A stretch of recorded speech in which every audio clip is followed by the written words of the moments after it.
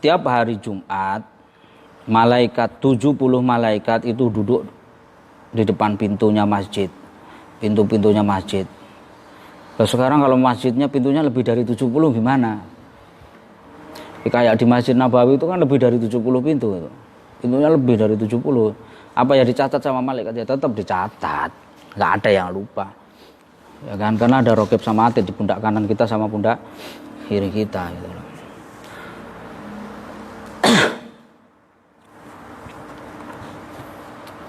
Jadi orang sampai orang, jadi ditulis nama-nama kita, orang yang masuk ke dalam masjid mau sholat Jumat itu ditulis sama malaikat.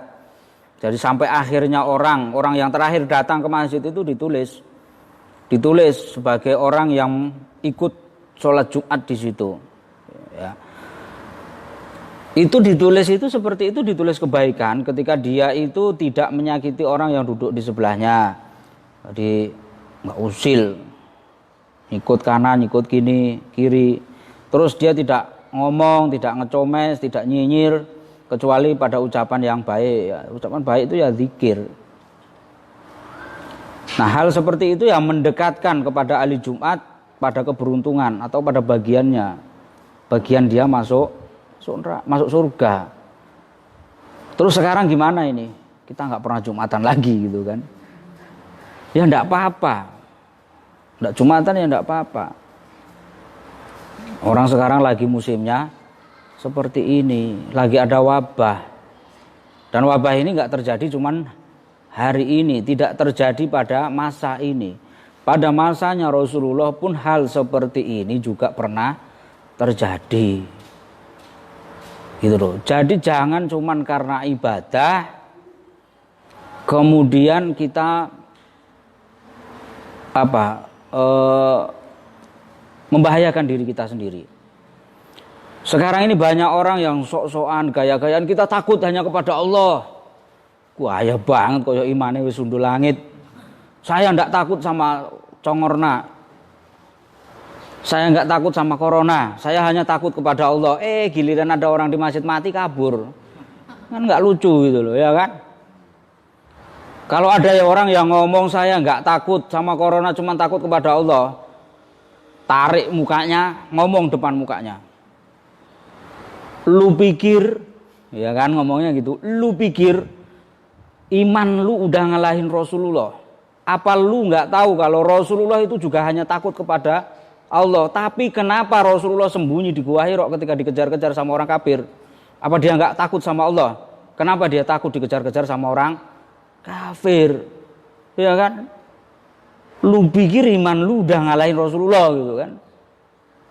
Ini bukan masalah takut atau enggak takut. Ibadah ya ibadah, tapi kalau membahayakan diri sendiri dan membahayakan orang lain, ya itu enggak ibadah namanya. Gitu loh. Apa Sayyidina Umar itu orang yang enggak takut sama Allah? Sayyidina Umar itu orang yang paling takut sama Allah. Ya takut sama Allah, tapi dia mengurungkan masuk kota Syam. Ketika di Syam itu ada pagebluk sama seperti ini. Kenapa waktu itu Sayyidina Umar nggak ngomong gue cuma takut sama Allah, nggak takut sama pagebluk? Apa lu pikir iman lu udah ngalahin Sayyidina Umar? Sayyidina Umar itu orang yang paling takut sama Allah. Tapi ketika melihat Syam ada pagebluk, ada virus sama seperti sekarang ini, virus congorna ini, virus corona, mengurungkan untuk membuka, untuk memerangi Syam. Balik. Apa lu pikir Sayyidina Umar ini nggak takut sama Allah? Lebih takut kepada pagebluk? Enggak, bukan seperti itu, dol gitu kan. Pokoknya kalau ada orang yang ngomong seperti itu, udah tarik bajunya terus ngomong seperti itu. Udah kayak paling beriman sendiri gitu loh. Udah seolah-olah dia yang paling beriman, seolah-olah dia yang paling takwa, yang lain yang nggak mau datang ke masjid itu dibilang nggak iman, nggak takwa. Padahal orang-orang yang seperti itu ngomong kok tarawih ditiadakan, sholat jamaah nggak boleh, itu yang orang yang nggak pernah datang ke masjid. Biasanya itu orang-orang seperti itu. Jadi selama ada wabah seperti ini, seolah-olah dia pengen memperlihatkan dirinya bahwa dia itu orang yang paling rajin datang ke masjid.